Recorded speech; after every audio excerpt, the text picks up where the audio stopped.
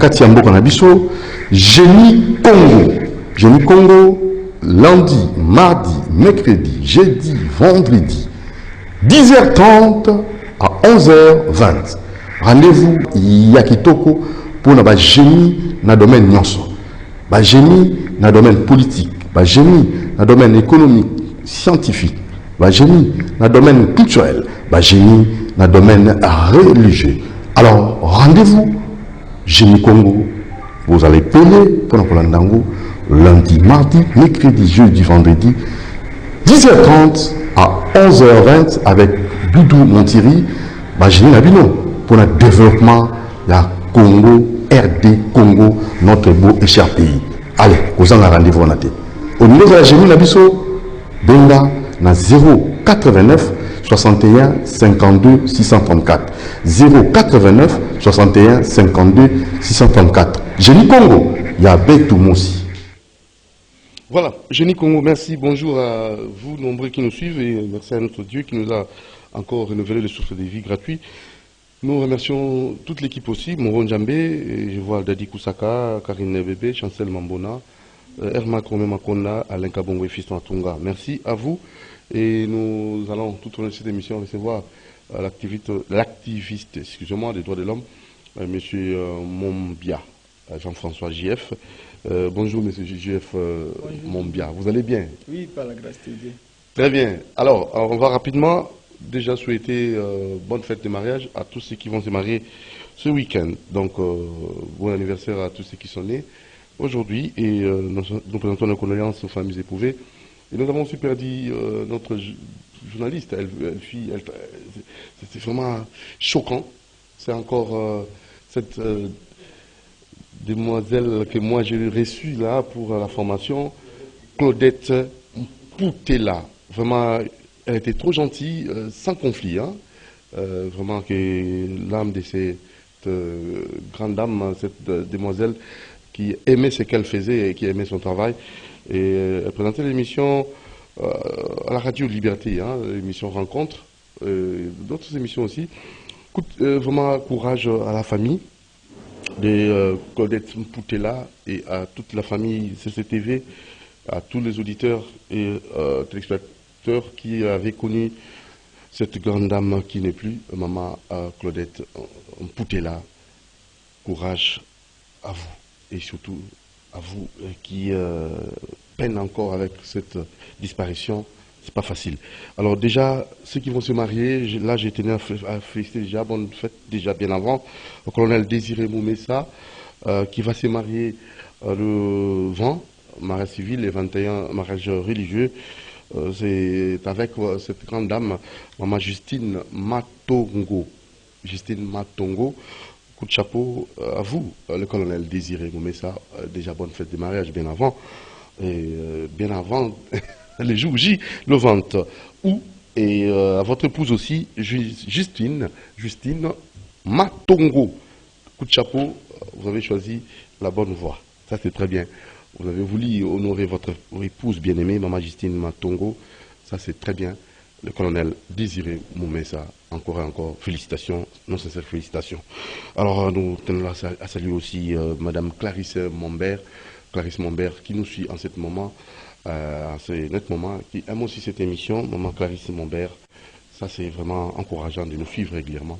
Mais nous n'oublions pas, nous vous rappelons à tout moment, il faut prier, hein, maman Chancel Mambona. Il faut prier, il y a un endroit, un cadre aménagé, maison de la prière, cité des ossements, sur l'avenue Suisse 42 bis à Lipen, avec monsieur Bienvenue en Simon Nancel et son épouse Annie Kembe et papa des enfants Naomi Antimbana et Keren Antimbana, pour vos prières, pour vos retraites, pour vos séminaires, récollections, allez-y sur cette avenue Suisse 42 bis à Lipen, vous allez trouver la maison Keren et pourquoi pas aussi Chambre Fat Keren aussi. Nous pensons à vous, maman Charlotte, nous passerons pour la prière. Ils vont appeler les pasteurs et voire même les chrétiens. Alors rapidement, notre activiste, qui avant tout la thématique d'Abisso, parce que nous avons dit là, il y a 70 ans après l'Ipanda, tout ça, tout le monde a Bozangi, la pauvreté, pour les retourner Abisso, le chômage, et tout ça. Voilà, démarche, lutte aux Anango. et Nako Penza, libération à solo, les pandas à solo, véritable. Donc, lutte contre la pauvreté et aussi voir les sorties à la pauvreté et mécanisme Benitoro, ça là, pour tous les pandas, aux alliés véritables 70 ans après, selon activiste au le chef Jean-François. Jean-François, dans le ballon mon salaire activiste, ils ont Avatokota, Nabosindo. Et c'est vrai. Il y a un sujet d'habitude. Surtout un défenseur des droits humains, activiste, c'est vrai, défenseur des droits humains, ça, moto oyo, au ils sont tous avocats, tous magistrats. Ceux qui vont quand vous allez monter les fractions, qui ne viennent pas dans l'État, la justice, ou bazuzi baye bani bakokata likamu. Mais les activistes, les défenseurs des droits humains, ils ont des bateaux oyo. Bayaka ko intervenir ceux qui mutaza corriger na pouvoir pifoza nango ki mukonzi azui akomi ko malmener bato baza na pouvoir te bato ya mike donc wana nde sikoyo za kampusa na biso ko dénoncer gouvernement azui pifonyo so azui pouvoir o asala kamambuka na biso malamu so to moni kaza ko yangela mboka malamu te tout ça ka ba plaidoyer na biso tout ça ka ba banini ba communiquer tout ça publier mutasimi mandoki ya ko yepa na ba bazana mandoki te ayeko ça n'importe quoi en tout cas c'est ça et activisme c'est juste moi ni asi mkeza na bloka mu baleza ka ki eza passion mo boye hein donc pas si na motema chaque fois que moi eloko moko ezali injustice moko eza na kata société au téléméli yango au dénoncer mais qui kolobela po bayi mokili bayeba po bato bayeba po batika ndenge na loi qui la fois passé que ce qui tue l'homme c'est ce que l'homme ignore souvent makambo esala maka na bato oyo baza kuna na bazamba bato baza na intérêt biso ba petit peuple makambo esala meka biso na molili alors ba activiste baza bato balobelaka bango en pouvoir ça makambo batami oui ba mission l'empoisa si quand on la penza mbo na biso 70 ans après ils ont mon activiste Oumeli vous savez bambou la bonne depuis 97 depuis 97 il est là alors côté l'Afrique de façon générale et Congo de façon particulière est-ce que 70 ans après pour na biso awa pe na Afrique mobimba tozali penza na kati ya les pandas en fait tous vraiment indépendants tous libres biso africains de façon générale et biso ndeko ba congolais tous les pandas tous penza yango mundele pena tika biso libre pour très souvent le bamara non tout ça kaka néocolonialisme lenga lelo penza yo vous appelez moko na kati ya mosala umeli vous avez belé dans le monde entier vous avez mon côté na baninga na yo vous avez cartel là tout ça dites-nous comment est-ce que tokoko mutuna ya nona mutuna bon comme ça boy en tout cas ils ont une vision panoramique na vision de près ils ont quoi chose survoler l'avion au moment où quoi tapis moko ya vert des ali na se donc ils ont des pena banzete au quand ça mokileza plan donc ils ont escarpement na bangomba makambe na ndenge pour l'Afrique de manière générale, les alliés que constate en Moko, non seulement la biso tous en Afrique, les bateaux de tabou en Amérique, Guadeloupe, Martinique, Pérou, partout, Jamaïque, on peut basoler là. Et ben noir même dans les 4 États-Unis d'Amérique, et si ka statut a été télémi, la kantibo qui makambeleka kia bakobeta batumundu ba masasi pa mapamba bitumbeza makasi donc l'impression ezali que un constat vrai ezaki simali pendant en tout cas motumundu azwana ngo somi na ye comme il faut te bitumba na babundi yango ebele et pa na biso simo kimbango abundaki pona bosomi ba Serimbu babundaki na Sénégal Serimbu même batu bakende geluso bakende pèlerinage sika bakundaka na Touba batozo ta États-Unis na minde ko kende ko honorer bitumba na ye azalaki donc moto moyindo le poso moyindo jusqu'à présent toujours na bosomi na bisoté mais le cas bon soko tali biso ndenge to tambola tamba to constater que esika oyo christianisme ezali na esika oyo islam ezali to mangomba mususu bokesini ezali mingi. Na nini? Bamboka oyo ba lingomba ya Islam ezali ebele, dokola ba Sénégal, ba Côte d'Ivoire, ba Niger, tout ça. Bon, boumbu ango ezali mo muke Na Mali, hein? Mali, oui, de Burkina Faso. Boumbu ango penza eza na même teneur te que le bamboko christianisme ezali. Pourquoi? Selon you? Même teneur te, c'est-à-dire pas na bango, boumbu eza susu totalement na kati ya boyinga te. C'est-à-dire région musulmane ils permettent muto abatela na bokoko na ye, respect ya ba tradition na ye, et puis région musulmane eza religieuse tanga bandoki pamba pamba te. Région musulmane eza religieuse akolobela bato bosembo mingi. Bazalaki batipo bayaki na tango ya traite négrière, mais na makambo la philosophie ya colonisation bango pena baza kuna mingi te. Yango eza kwa lingomba yuti kote ya Asie. Mais lingomba oyo penza ya christianisme côté ya Occident, bango bakoti sa philosophie ya nini mo colonisation no bazalaki wana. L'autre fois na lobaki sur la trinité coloniale, l'église et puis les pouvoirs coloniaux na organisation non gouvernementale ndeni basangana kabongo.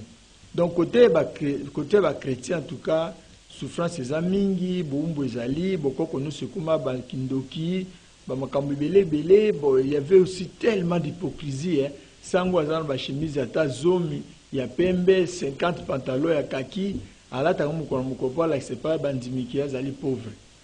To kaki awa pape François ya Esika asinga ki bolimbisi pour la bana batekama sur plus de 100 000 enfants batekama ki nini donc reproche un peu ces églises là na makambibile christianisme ata bao ya ba nini ba église à réveil siko bazo reprocher ba na makambo nini pasteur bakinde ko pesa pasteur mi pasteur akabagate moni. Donc il y a tellement d'hypocrisie et en sali qui est na boyinga on a plus utilisé, en tout cas les colonisateurs ont plus utilisé le christianisme que par mangumba mususu. Pourquoi? Le christianisme est facile, je viens de dire tout de suite. Respect par principe, les athées ou comment? Tout de suite, les chrétiens ne respectent pas totalement la Bible. La Bible dit autre chose. Les attentes même la salle bo lando na za kote ya bino mi bo lando na za kobikate. Lors l'exemple vient d'en haut. Yo motolobi fo pour le biso makambo présent na mesure ya osala. Selon vous JF Mondia, maintenant pour qu'on soit vraiment libération en gros, on doit toujours maintenir le christianisme ou qu'on nuancer ou qu'on je sais même pas. Qu'est-ce que nous pouvons faire actuellement parce que nous avons besoin de la libération. C'est-à-dire, Baswahili, baloba chakula ni moja mapigio mbalimbali. Toza biso so basi bapisi biso ngulu tolamba. Mais comment le temps to kolamba uzalana o bat ba kosepela na ona mso to kosepela. La Bible en fait, c'est la sainte Bible. Moi je crois à la Bible, je suis chrétien moi-même déjà. Mais seulement ndenge ya koteya, l'évangile donc évangélisation l'évangile colonial, c'est ce qu'il faut éviter. En tout cas, il faut éviter. C'est quel évangile? L'évangile colonial, errer les pauvres en esprit, par exemple, parmi les 8 béatitudes, ceux qui... Nzamba Kosala, et le royaume d'ici appartient aux pauvres. C'est ce qui nous les verts. La groupe Ini les verts, Zaki Bongo. Ini les verts a commis multimilliardaire, le groupe là. William Levert, quand il est venu à Zaki, totalement, il n'était pas un grand.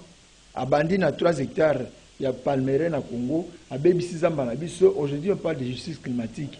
On parle de changement climatique et tout ça. Mais les causes lointaines sont là. Il y a un peu de fandeli makamonyoso. Donc, bango ba yaki ba William Levert ba baby sizamba ba kati bazamba na biso ba kati n'importe quoi ba kei et après siko biso de comme kosibi ba conséquence rango. Tango ba ye ba komi ba bandai ko bana bato bokonzi alcooliser pour ba pauvre. Alors que bango ba ko s'enrichir. Ça c'est le christianisme. Donc ça, il faut évangile on échanger. Et comment c'est connu? Non, il faut la vérité. La vérité. Qu'on prêche aux gens la vérité. En tout cas, il faut qu'il y ait une vision de l'État veille sur Biloko Nyon Sohan. Vérité. Très bien. Allez, en tout cas, Jacques Wanding en veste. Ça, c'est très bien. Bien habillé, Papa Jacques.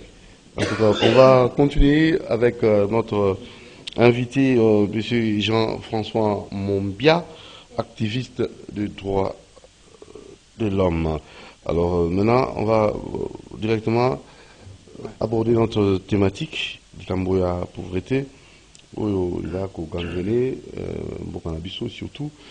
Il va en tant qu'activiste au sein du financement coupé ça peut avoir des sorties. En fait, quand on a du Camboya la pauvreté, tout le monde hormis le Camboya christianisme.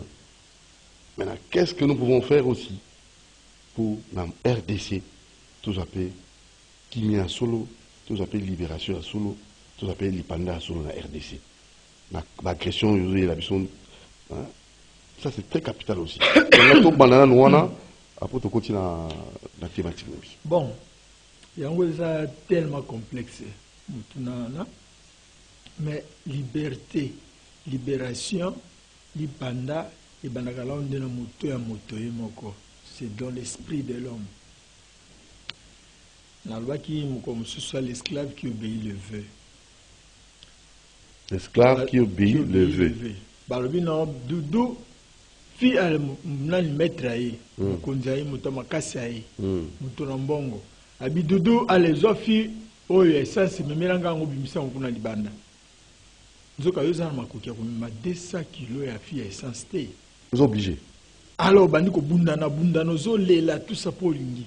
Ce que vous que non a c'est impossible. Attends ce que vous masasi okufi mbote. Okufi mbote. Non. Ce qu'on dit mi ozo lela tout ça c'est que mokondo lingi. Ah biso pas si. Mabe. Donc bio talana le phénomène le caca. Totini ba ta révolte té. Comment voulez-vous que 80 millions de personnes va se plaindre ba lela kaka pona une poignée de députés une poignée de ministres une poignée pas de façon générale allez-y comprendre pas de façon générale oui je sais toujours moi exception na bateau bazako se comporter maram te au lieu de se débarrasser na bango bino donc ba incompétent dehors bolongola ye mutu azali incompétent bolongola ye mutu azali malhonnête bolongola ye po boyebi bien que malhonnête na niveau ya gestion ya chose publique na mboka esimbaka te komonga te. Les exemples sont légion partout esika mobulu ezalaki bato nde batelemisaki biso tosala se plaindre boyebisanga bachinois bayeba koti na zamba na biso zamba ya bato 1000 2000 bachinois mibale bayeba tamusu bango cas précis cas ya zamba nini po to zamba ya basoko fodeko toloba kaka ya basoko po bamekaki kokɔta na ingende esimbaki te bakina bafoisende basasi kuna kosasa bato nyonso bafoisende bazolela basoko bato bazolela nzoka nde na 2004 2003 2006 nga moko pamba na bimaki na komi na lisala na kuti papa Mathieu Mole abe Alphonse Elanga Pasteur Manze tout ça na sensibiliser bango so ke zamba oyo sikobwa ba BBC lisala érosio koti et uta na sikobwa une société belge na Risonja bazo qui ne kutoka maya komela na grinier dudu. Alors comme côté à cimetière c'est mon hôpital ya lisala ne mteso ko koma kuna moi pante ezali mo ngombe ezali un peu comme esika na source mai kuna et bandi ko bukanzira malembe ti érosio ekomi ba cimetière etiola na lakisa mamususu na raga bas cercle eza ko tiola so mbula munene beti ainsi de suite et uti na ba société wana. Alors bato ba fani bazolia mena komi na solo na bato na mboka na lamusi bato ezala ba maser ezala ba sango ezala ba pasteur ezala bato so civil ba soda bana disala bato tu ba sangana esika moko to bengana ki safu bois sikobois so format so défort tout babini baki le pouvoir émane du peuple.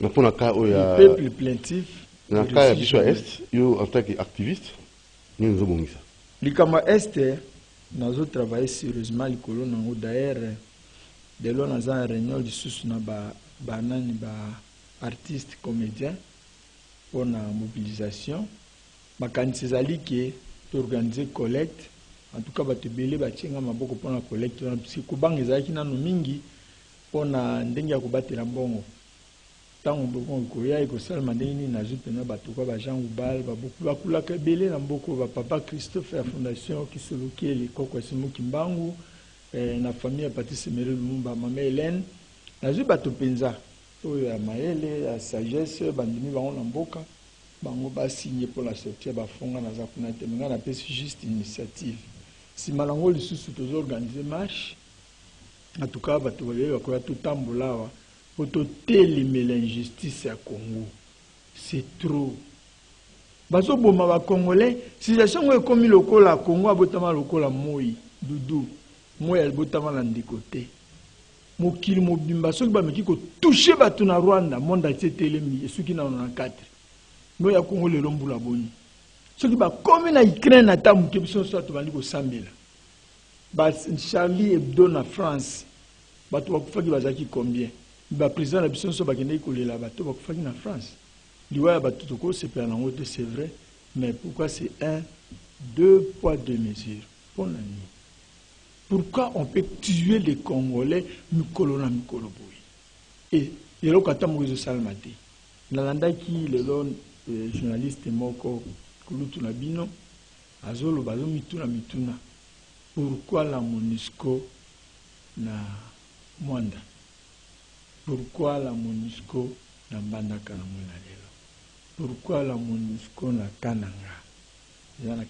Pourquoi la MONUSCO na Mbujimayi? En tout cas, vous comprenez que ça a la périphérie. Ça pèse. Les résultats, MONUSCO va avoir mon côté. Ce que l'organisation internationale nous alliés. Les lots de doule comme les Orobama qui mobimba, du changement climatique. Ce que vous avez a évité. L'organisation Masangana Nyosa Mukili, Bayokani na COP 26, Bakor à Paris. Balobi en tout cas Zamba tout bazama na biso na ba tourbière na biso forêt bibalo ya Amazonie na forêt ya bassin ya Congo yango ndeza ko sala ko absorber bandom quantité ya carbone mingi na atmosphère tout ça les deux poumons de l'humanité. Mais tala eloko nini zo le kalkambo bandi le loté du nga personnellement na saka plaidoyer moko si makambo ya forêt ya na parc ya Virunga na kati ya parc ya Virunga na Beni ba donc côté ba mo Renzo ezali partout belengeti bamboka wana nyonso parc ezana sima bakutaka bakolo zamba kuno bakolo mboka autochtone pygmée na kati ya zamba bafai na bango na banganda na bango bazosala eloko moko te bakolomboka bazalaki na Beni ba village wana nyonso ko uta Butembo ti ko kenenzela Kisangani bato bazalaki population bili basusu bakata bilanga na bango ba miloni ya mwa café balona kakao batia mwa biloko kuna kati ya zamba bango baye ko zamba ekoma parki wana bakolo parki bazali bakolo mabele bazali bo associé bango ba bénéficier kanini na parki na sali rapport ndenge société une organisation WWF VVF bazalaki kuna comme que déguerpir ba pygmée ba misi bango par la force ba ko tika bango pemeni nzela donc sous les intempéries moimbula tibasina ban. Vous avez les images, ça c'est vrai ça. Na la kisa ki ba image en plusieurs fois dans les kamba les RTGA dans l'année 2007 tout le monde ka ba bureau na nga oui.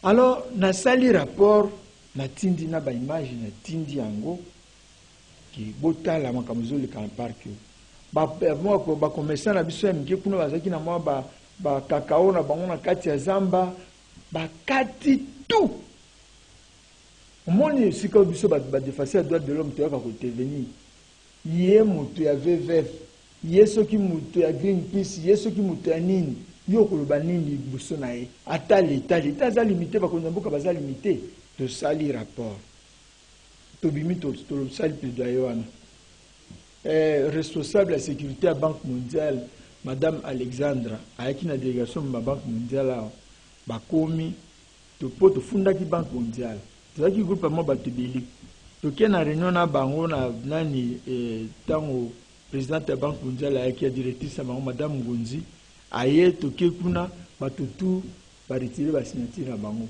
ngambo kani na simaka signature na nga batini sagesse sécurité la bango tokie na Beni. To comme na Beni na moi sur la tokuti à l'époque conservateur avec nous avec M. Mouchenzi. Banque mondiale bino to pesa ki mbongo 10 millions. Po batumela batu wana bandako ava ko déguerpir bango. Mbongo ki wapi to éviter. To landi mutu wana to komi na Beni akoti na Zamba. Ba ebisi ba konjaita ki no bobenga mutu na bino aya to poser ba question mbongo wana eza wapi. Monsieur Zakota Zamba kuna yela. Dit aux zonga le lorsque suivi ezalaki to éviter. Mais par la communauté, si le bongo, rien n'avait changé. Mais à ma grande stupéfaction, surprise, n'a qu'à apprendre que dans en exil, il y avait un Belge, Azaki Kuna Nakati à Parc à Virunga. Belge s'est arrangé pour exploiter le pétrole en plein parc. C'était une société belge, apparemment. Nous avons pas la prison militaire, mais en tout cas, tout le temps, il y a des journaux et les cas qui trouvent le moment qui m'y a. Allez-y comprendre qu'il va bimisa ba Colombo, bimisa bilanga café à cacao. Hein? Doudou. Et pas la mission café avec un or vert. Cacao ne sali les lots qui bendissent la matière, nous sur le monde de Bakoma va multimilliardaires, ça pour le chocolat. Mais ba kati ba bébisi bilanga, il y a cacao et chocolat, il y a congolais. Baye kofunga isbamdele baye kofunga bagane pour ça baye kofunga société bango exploitation de pétrole. Ça c'est pas une bêtise. Alors les lois du sous-tozongi bitumbe komi entre le gouvernement congolais et lobby en tout cas il faut que pétrole pambate 500 millions au bayokana ki bayimuki bayokana ki po ba bongisa nango Congo balukane bako prendre en charge bakolo Zamba 500 millions ana ezomona les autres appelants n'impact mingité. Bon, il faut que exploiter pétrole. Exploiter pétrole. Exploiter pétrole alors que pétrole le lot va ça n'impact ba exploiter qui na forêt Amazonie, basi bazoki ba cancer à mabele et ainsi de suite. Soko tali pena na kati ya likambwana, ozomona lokola l'état, ezala ba communauté internationale baza ko œuvrer na sphère moko boui. Mais biso ba kolomboka to éviter biso communauté to éviter au juste des années. Alors que faire maintenant en tant qu'activiste des droits de l'homme? Oui, non, moi ce que je dénonce ici, c'est d'abord on pose la question de l'État congolais. 500 millions au Baïmouki Bayokan qui na COP 26 na bakor à Paris. Et yaka awa pona ko bongisa mboka ko prendre charge ba communauté po ba komi muke na misala ya mboka na bango ba komi limité. Et kendeke wapi basali nango nini banda kiti sikoyo pala kisana no biso basali na mbongo wana nini. Ça c'est une paire de manches mon frère. L'autre paire de manches ezalinde ki communauté internationale. Omoni l'information barbaka nani les médias c'est le quatrième pouvoir. Celui qui a l'information a le pouvoir. Mais où se passent les sensibilisations? Si on donne suffisamment d'argent à la ONG pour sensibiliser les gens. Mais il faut sensibiliser comme dans le village, il faut rapport les enquêtes sous mangué. Comme dans le rapport, il y a un rapport à Kablan, mais si tu es dans le village, il y a 1 million de villages. On ne voit ni l'argent à sensibilisation, tout le monde appelle bon ouais pour nous communiquer Congo té. On va qu'il y ait un équilibre dans la communauté. Jusqu'à présent, c'est la biso rapport. Comment l'État congolais ne communique pas dans le bon? Et aujourd'hui, on interdit aux gens d'utiliser la forêt dans le une fois l'AWF a créé le parc de Lomako et de Yokokala. Nazara qui au départ. De rivière Lomako, na Yokokala. En Équateur, côté Bungananga. Baké kuna ba créé parc à Lomako, kuna ska bati ba bonobo. Bazui yango comme réserve naturelle. Na tunaka numéro 1, il y a AWF à l'époque, M. Jeff Dupin. Na tuninga la bi ndenge bozo zashikoza mala bango bango babika kana basombola bango baki koteka la Brazzaville wapi na mbanaka bazimbongo ndenge bino boye kosala likambo bango bakolo akuserevo non tozo to la toye kopesa bango bangulu biloko babokola po eki créer équilibre bana ngulu mibale misatu baye kopesa sima mikolo bangulu na baki kotala soki baza wapi ba interdire bango zamba na bango. Son excellence est basé sur le colonialisme. Binobo pesa biso makoki pour tout battre la toute tika zamba bongo. Ce qui était zamba to kosala lango ba ban to kosala lango pour na badak ko tonga bandako ko to kosala lango ba to tonga bandako mabaya. Mama Eva lobaki yango non? Effectivement. Parce que jusque là bazali ko pesa ba ko quitter mais bazo ko interdire biso bobota mingi te pour so boboti mingi. Bana ouais bel ba robota ma pour exploiter zamba. Jusqu'à ce niveau là. C'est encore une autre forme de colonisation. Donc on a tout ça toujours colonisé. Maintenant, comment sortir? Oui. Elle sortir, c'est juste cet esprit-là, cet éveil volontaire-là. Comment libérer Nango. Ngana koti na zamba, ngana moni ke non nazala mbembe, nazala makamna ko sala la sali librement. Batini basola ba ko kangande ko na biso village mbatoye to kufana elongo. Okomona ki ko sila. Bon marche organisé pour la... Oui, comment voulez-vous, mon frère? Mais jusqu'à présent, bâtir la vraie justice climatique. La justice climatique est fonctionnelle pour le Congo. Et ça a peut-être le Congo pour battre qui pétrole, battre qui banine, battre pétrole, réserve pétrole. Non, justice c'est ça l'année qui va faire ça qui mbongo. On va faire ça qui comme faux vert, faux biocarbone, va faire ça qui n'a pas pour créer équilibre et qui n'est qui balande la yango et qui n'est qui na caisse ya nani moto alande ba kangaye. Précope, on est précope du 5 au 7, on bongi ça, va bien que c'est scientifique pour ba taxer, ouais, taxe carbone na biso ba valeur nango mata. Ba pesa ko évaluer yango. Ba ata soki ba teki nini moko 1 hectare soki kombe so ba teki yango ata na 100 millions. Mais biso tozo mo les sikezo kindete. Ça devient compliqué. Qu'est-ce qui va faire ça solo? Non, pas président. Balingi de baeba, côté que sango était comme malamo. 500 millions, bazol batang on a 500 millions, balobi qui 500 millions comment? Et où t'as qu'à la poche ya nani azalaka témoin, to éviter. Et ça l'inini, ngana mon lelo kata moko changer na Congo. Tous ata ville à Kinshasa ko échantillon, miroir de RDC. Mbongo wana sali ba projet nini yao. Est-ce que basala qui banquette? Je crois histoire semaine passée na Basoko. Na okini kuna lobi dudu. Batuna village ya Lulu, Yelambo, eza bamboka kuna 18 km na centre Basoko. Ba okika ba mosi moko na bilanga moni avion moko kiti na kati ya zamba. Avion bakanyango ba photo dudu.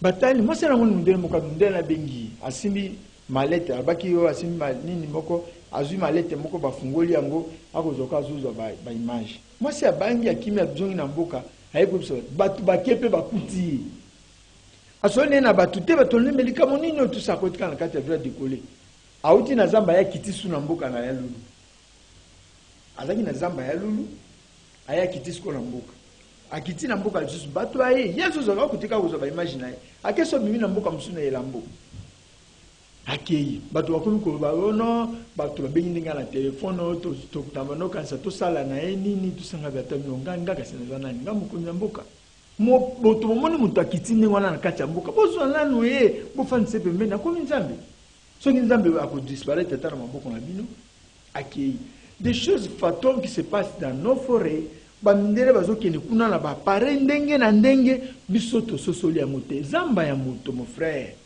Le pan où mutuka ka okoti popo solo kina ba ministre kuna mais ça dit ba ministre ninga bazana Congo mombeza mboka mango ba kolo mabelo nzali ba communauté bazali kuna pourquoi on s'en fout d'eux? Est-ce que vous pensez que c'est là la vienne COP 27 mindela ba yaka na autorisation ministre bango ba en côte ah soki ne ba yena ko wana nde siko e comme faiblesse à côté na effectivement ya on est na lobelaki bo bazakuna mboka bokanga ye moko bon par exemple moi je suis la télévision mais ils ont mingi ba mona ki lokwa zamba zaka bango on a récupéré les espaces dans impuissant ma récupéré les espaces oui o ba to bazaki na makasi yo yebi oui o ba ministre musu apesaka oui na lobela on a na voix de l'Amérique allez-y comprendre que société combien société chinoise bakuti à l'époque zaki ministre environnement zaki Ngamgab bakomi pa na e baluki nini bakosala bazwi mokonzi ya mapinga moko na Kongo awa asombeli mwana na ye zamba mwana ya 9 ans ya mwasi asombeli eza makrei société na kombo na ye asali ministre asali mikanda alors que moratoire ezali après 3 mois batekeli bachinois fo déco po bato bazobomana basoko bato basala kofimi mpona likambo wana letango azali wapi Donc c'est, et comme cette espèce de colonisation, nous devons nous prendre en charge franchement. Et comme il trop, COP 23, Tourbière, tout ça, oui. Babiso to bengo mabende. Na mabende na biso, eza na pela. Biso babumakango spécialement na mabende. Na basoko, babena kango bilongo. Biso to liaka na ba Tourbière wana, mon frère. Lelo komi bato na bapare na se ya mabele kuna na kati ya zamba bazo proclamer bala tsa mboka na biso ba corona modèle mais biso moko et comme quoi phénomène ko ando beta biso solo ya solo pe lokuta na comme na Afrique du Sud mingi na zone chance ko mona statue to wana te moto malengre nzoto mike moindo afani likolo libanga ya diamant biso to continuer ko fana ka likolo libanga ya diamant biso moto ku faka na nzala to zanga ta mbonga ko somba bakisi to siliko dosili bongo akisi ezate hôpital ezate kelasi ya malonga ezate bango wana baza koyeba kota na zamba na biso mpo babebisa système éducatif na biso. Mon frère, il faut totalika mona malamu l'état associé biso soki sensibilisation to sensibiliser bato yango tolingi tosala marche toyebisa mokili mobimba tosala mémorandum tolobala mokili mobimba ke ce qui se passe au Congo biso tosepeli na yango te biso ba communauté tozali ni pour l'état ni pour la communauté internationale. Nous voulons voir clair na gestion ya bazamba na biso, ya mabele na biso, ya mboka na biso.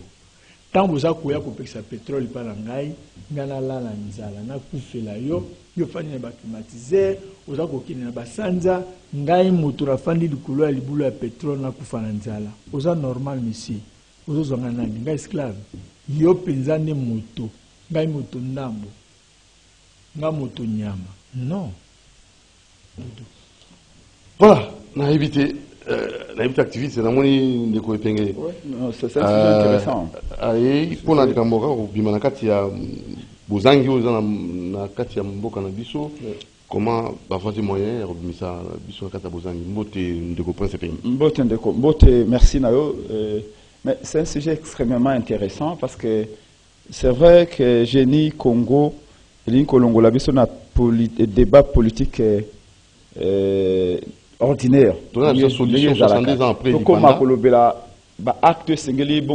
C'est comme ça que j'ai changé avec le professeur Kayele Kabila qui me disait dernièrement qu'il y a 10 ans, le cause de la moto parle quand la télévision face à la matière.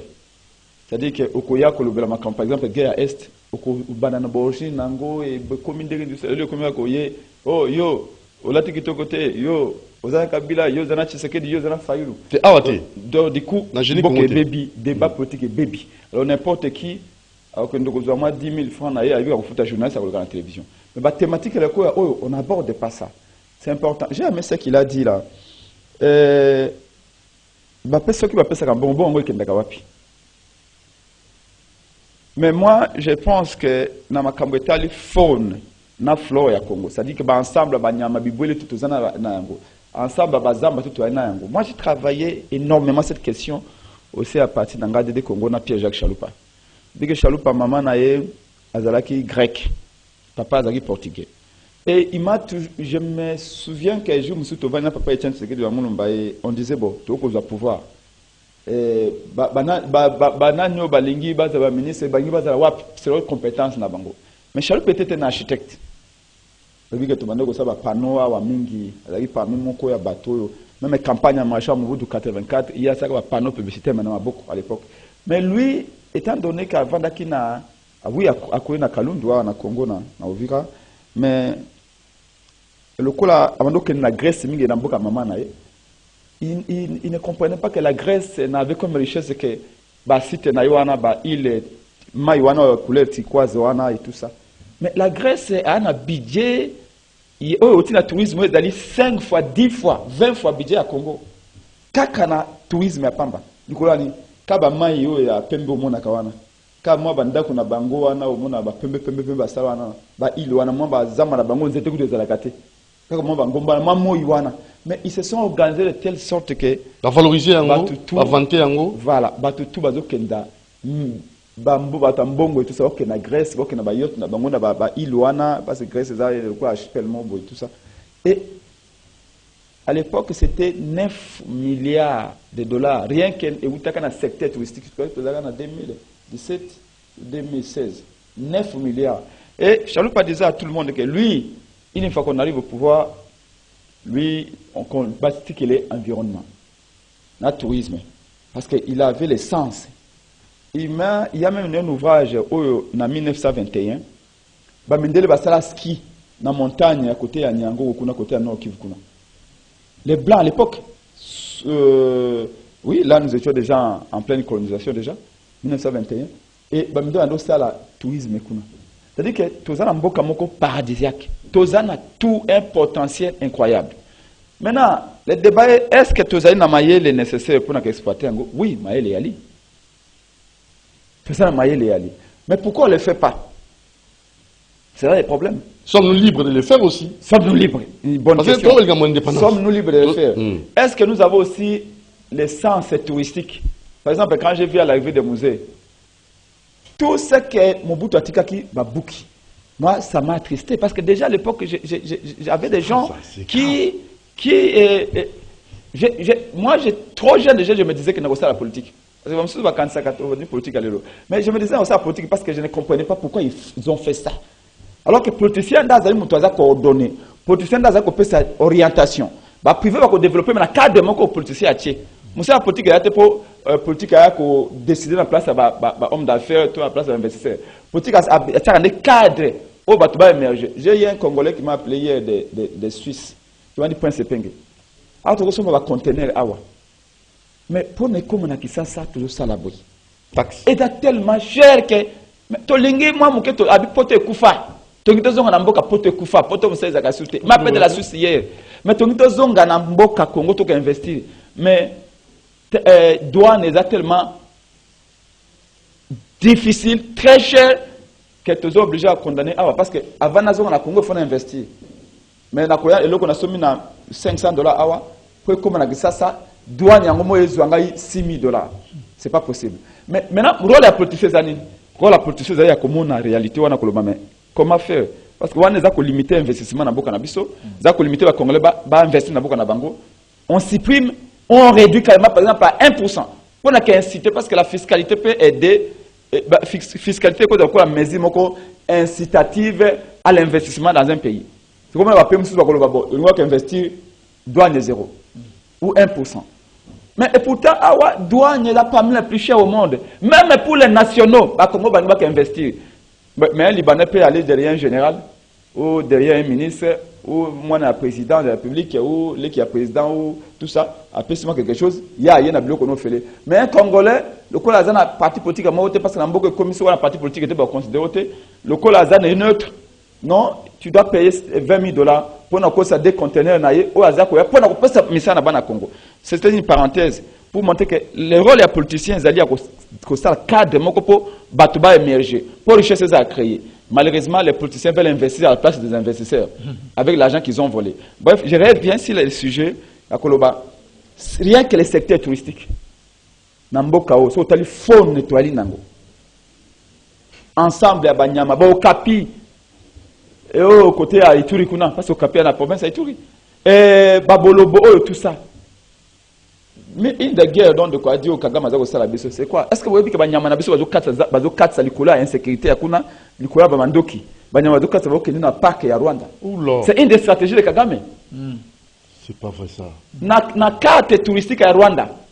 Une partie à la parc na biso kuna est annexée na carte touristique na. Papa, dites-moi, avec quel argent Kagame paye budget na bango de 4 milliards? Avec quel argent Kagame paye sponsoriser l'équipe à Paris Saint-Germain? Équipe Arsenal. Et croyez-moi, football en Europe, c'est football business. Hein. Pour nous sponsoriser Paris Saint-Germain, pour nous la publicité à visiter Rwanda dans le stade, pas moins de $40 millions. Où est-ce que le Rwanda tire cet argent? Donc, et là, tout le monde va dans la richesse. Mais Bagori, ils pas Nabiso. Mais Nicolas Makeye à Minduki, Makeye à même directeur à Pâques à Outugoloba. Insécurité et Banyama traumatisé. Et comme tout, tous animaux, hein, mais animaux intelligents, enfin, selon il faut se défendre. Les évolutionnistes, hein, pas les créationnistes. Moi, je suis chrétien, je suis créationniste, donc c'est Dieu qui a créé, mais pour ceux qui on va la théorie à Darwin, que l'homme évolue et tout ça, tout ça qui n'y a pas comme un moutou, et tout ça, ça cette thèse-là est mise en doute. Donc, Banyama Okima Makelele, Amindouki et tout ça, parce que na Rwanda, c'est Kimia Izali. C'est une des stratégies Kagame. Tant que le Congo est instable, tant que le Congo est dans le désordre, Banyama Nabino, oh, c'est ça, richesse Nabino touristique, on va dire que nous avons bagori de montagne, parce que Kima Okina Rwanda. De la même manière, tango ngai personnellement, ngoma nanga le Congo de Téléméli, entrer à Congo na communauté à pays de l'Est. Tout le bakini. Kenya, je vous dis mon frère. Je vais vous donner un exemple. Kenya c'est pas un pays comme le nôtre. C'est un pays en voie de développement. Kaka Kenya mkewana. Ici à Pierre-Jacques Chaloupa aboye. Ba enseigne tout ko fabriquer awate. Le couleur manque ya ba machine ya bien tout ça ba enseigne lumineuse le couleur néon. Hein? Le couleur ba LED. Oh, monnaie bagomo tia na nzela lelo. Chaloupa était parmi les premiers à importer le LED au Congo. Ce que tu as dit, nous avons commandé au Kenya. Kenya, il y a des industries. Hein. Il y a des grandes industries. Les Indiens, depuis 30 à 40 ans. Donc, au lieu de même en France, aux États-Unis ou bien en Angleterre, on commandait au Kenya. Donc, le Kenya est bien organisé, a une industrie très avancée. Donc, Kenya est industrialisé. Maintenant, il y a côté de la compétition à Kenya. Le but de former les frontières, l'entreprise à Kenya, il n'y a pas d'Abisso, il y a côté de l'Abisso. Il y a aussi que l'autre côté pas non. Parce qu'on vous a maintenu dans une situation à guerre. Au moins, vous réfléchir les réalités. Moyen pour se développer les réalités. Jusque-là.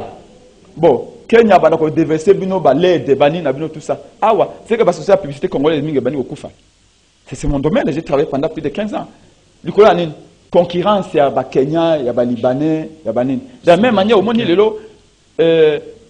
Kenya a une banque, ancien BCDCA, Equity, Kenya.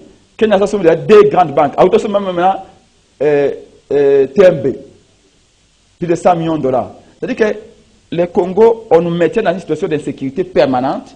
Parce que la radio publicitaire m'a belle banda. En termes de conclusion, pour 10 secondes, pour 10 secondes de quoi dire ici, on a la potentialité, mais on ne sait pas les exploiter. Pourquoi on ne sait pas les exploiter? Parce qu'on n'est pas organisé. Et l'organisation commence par, j'appelle ça la tranquillité politique. Si on a politicien batiki makelele, mboka ikobonga. Mais pour la politicien batiki makelele, il faut même les élections sont transparentes, d'où la nécessité que chaque Congolais a toléré le système de fraude électorale parce que tant que les électeurs soit dans l'élection, rien de bon n'arrivera. Donc, on a COP26.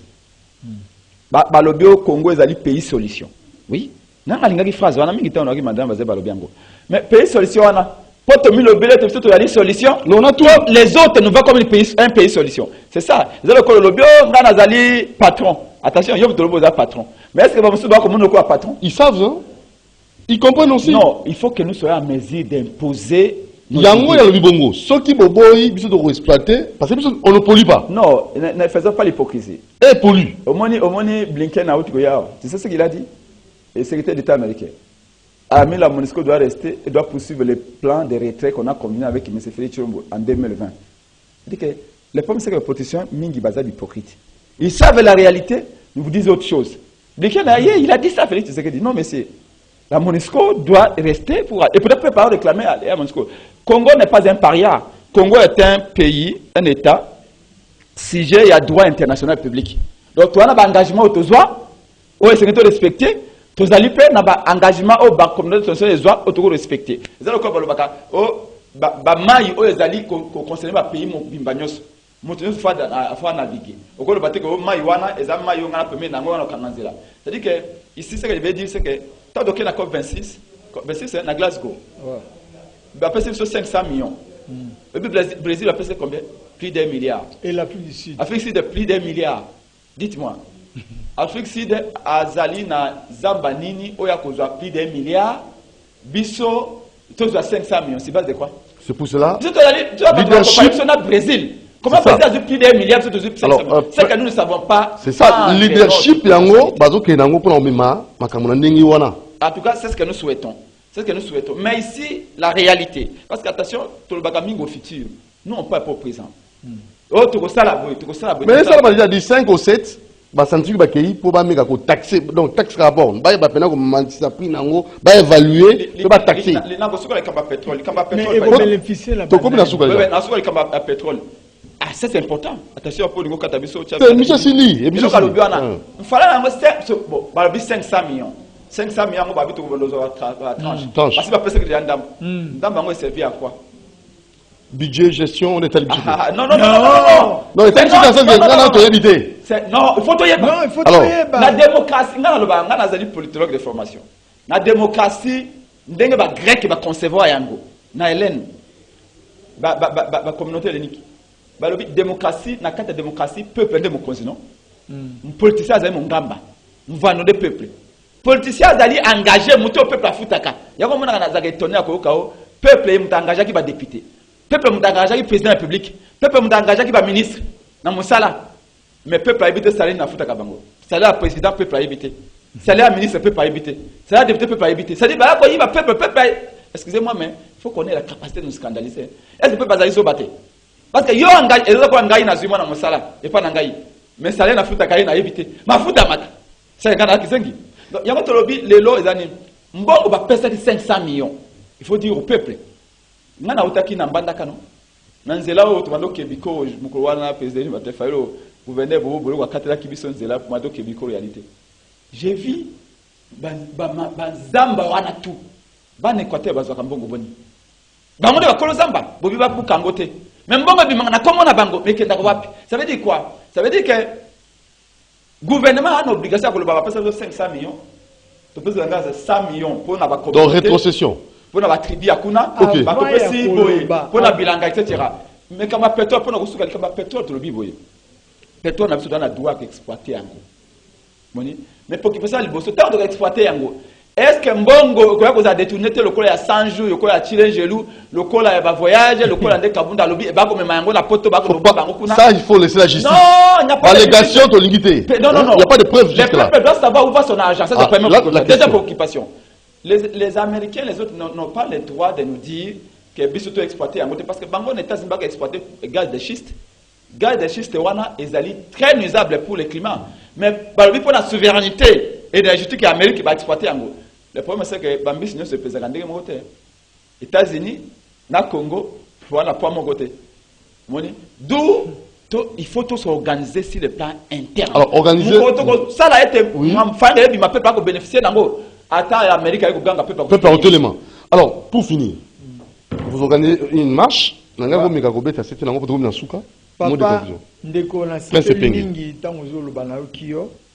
Tout ce que nous pouvons faire ici, comme Kouma le Baki, un tigre ne réclame pas sa tigritisme, mais il saute carrément. Bah, cohérence, c'est l'équipe tellement à Congo. Tourisme Kenya. Kaka pour le tourisme, pas matala Kenya n'ingazali. Ozomona, makamuza tellement trop. Bah, nini, au moins n'imboka so qui peut venir à Bumba, Mindonga. Et c'est quand il le verre à Zoa, une société multinationale. Bah, vazea au capi en Afrique yangoana. Mondonga la ngala nikoba au capi.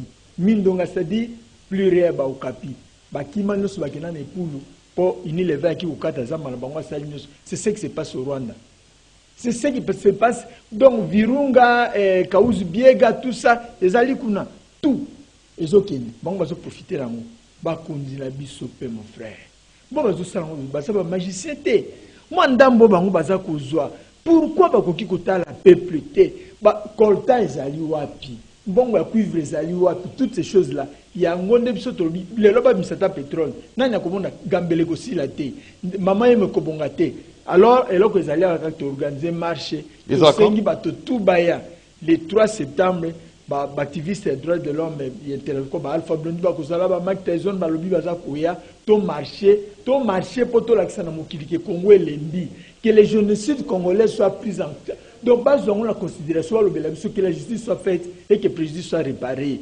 La bonne gestion.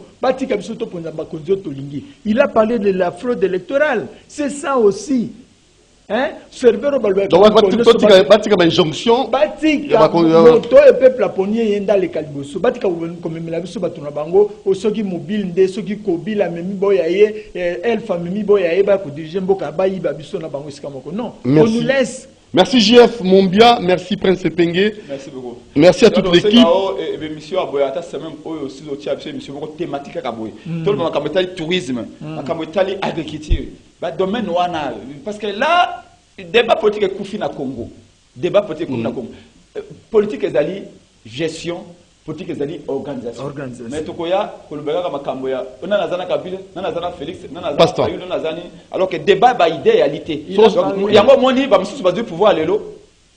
Bah comme Moussa na bango, soit que ba yibité, ba ken a fait. To ba ke ko sala mabala. Ok, c'est pas ça la gestion. Non mais papa, Moussa go vivre papa. Faites une taffe d'été. Alors suivons une émission environnementale aussi, hein, avec notre pasteur, hein, Guillaume. Hein. Nous allons vous retrouver demain à 10h30. Ciao, merci. Oui, Baba Génie, Nakati Ambo Kanabiso, Génie Congo. Génie Congo, lundi, mardi, mercredi, jeudi, vendredi, 10h30 à 11h20. Rendez-vous Yakitoko pour le génie dans le domaine nyonso. Le génie dans le domaine politique, le génie dans le domaine économique, scientifique, le génie dans le domaine culturel, le génie dans le domaine religieux. Alors, rendez-vous Génie Congo.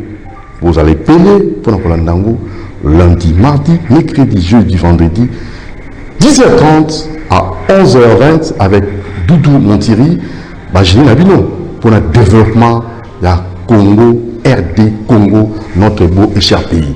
Allez, vous en avez rendez-vous. Au niveau de la Génie Nabiso, Benga, na 089 61 52 634. 089 61 52